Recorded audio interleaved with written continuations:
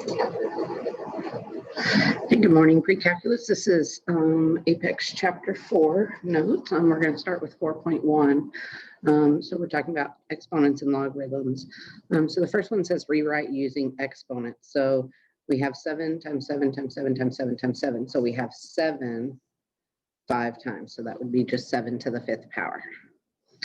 Okay, so we're not solving it, we're just rewriting it. So 1, 2, 3, 4, 5, 6 x's would be x to the 6th power because we're multiplying it 6 times. And 2, 4 times is 2 to the 4th power. Okay, so remember this number right here is not what you multiply by, it's how many times you multiply this by itself. Okay, we're going to say simplify these. So the square root of 25.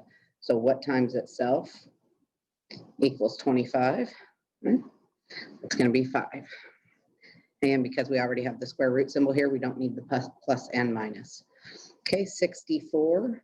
And this is cubed root. So what times itself equals 64.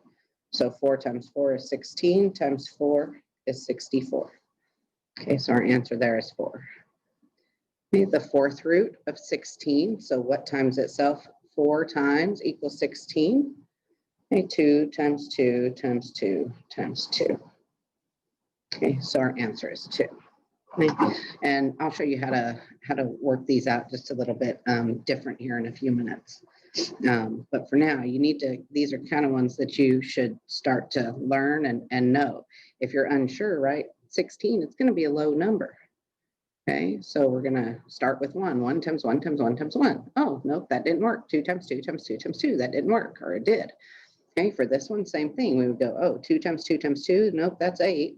3 times 3 times 3. Nope, that's, what is that? 3 times 27. Nope, 4 times 4 times 4. Oh, yep, that worked.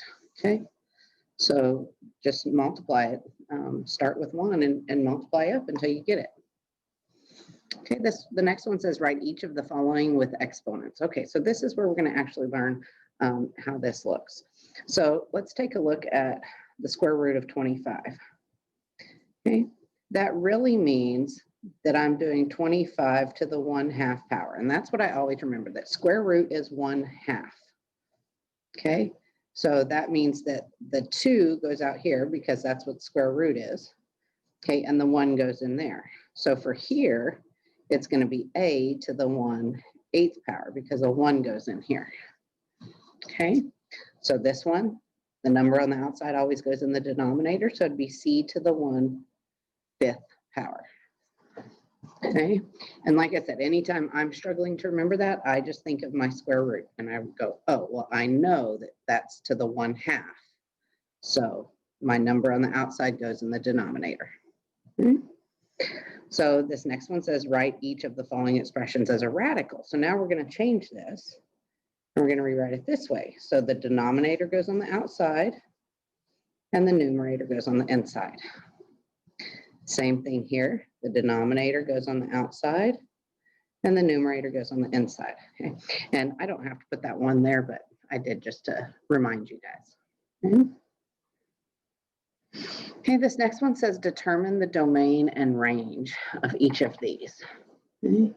So if we have the square root of x, and that's one of our parent functions, right? So this one right here goes from, so our domain starts at 0 and it includes it and it goes to positive infinity. So we could put it that way, or we could say x is greater than or equal to 0. Okay. Our range goes from 0 to infinity also, and it includes 0. So, or we could put y is greater than or equal to 0. Okay. So this one right here is a cubic root function. And, you know, if you're struggling with it, we can just plug it into our calculator and see what it looks like. Okay. Well, we know how to write this now. It's x to the 1/3 power. Okay, so I'm just going to put x to the, and then 1 divided by 3 in parentheses. Okay, some of you might not need to do that. And I'm just going to graph this. Okay, so this looks like our cubic function, okay, but it's turned sideways, if you can see. Okay, so see that? It looks like our x to the third power, but it's turned sideways. Okay, so our domain and our range for this is going to be all real numbers. Okay, so from negative infinity to positive infinity. Now let's look at another one here. So we're looking at y equals 1 over x to the n power. So if n is an even positive integer, then both the domain and range will be from 0 to infinity. Okay, because that right there is to the 1/2 power. Okay, so all we're doing here is we're turning, okay, this right here, we're turning it. Okay, so 0 to infinity will be our domain and our range. Okay, same thing with this one. So because y equals the cube root of x, okay, our domain and range are r. This one right here, we're turning this function. Okay, so it's going to be from negative infinity to positive infinity, or all real numbers. Okay, remember that little r with 2 lines? So it's an r with 2 lines means all real numbers, and negative infinity to positive infinity. And let's look at some transformations here. So these are going to be the exact same. So these are exponential functions. Okay. This is not with the x, so that means it goes down 10.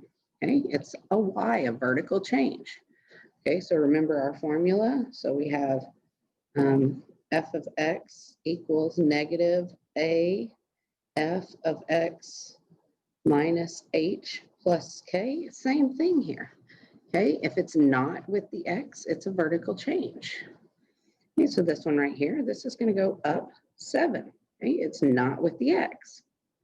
Okay, but now we're starting to see some with the x's. Okay, remember x's, so vertical changes are always the same as they look. Horizontal changes are always opposite from the way they look. So right here, x minus 6 means it moves right 6. Okay.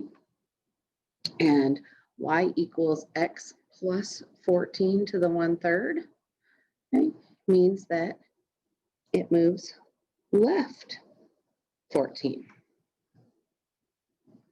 Okay, so now this number is being multiplied in front. Okay, so that's our a value. Okay, it's greater than 1. So it's going to be a vertical stretch of 5. 1/4. This one right here, it's in front, it's being multiplied, so it's a stretch or compression. Less than 1, so it's a vertical compression of 1/4.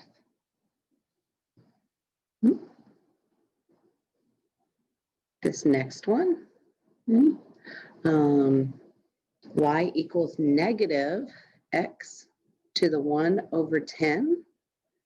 Okay, this one right here, we're going to have a negative sign out front. That's a vertical change, which means it reflects over the x-axis.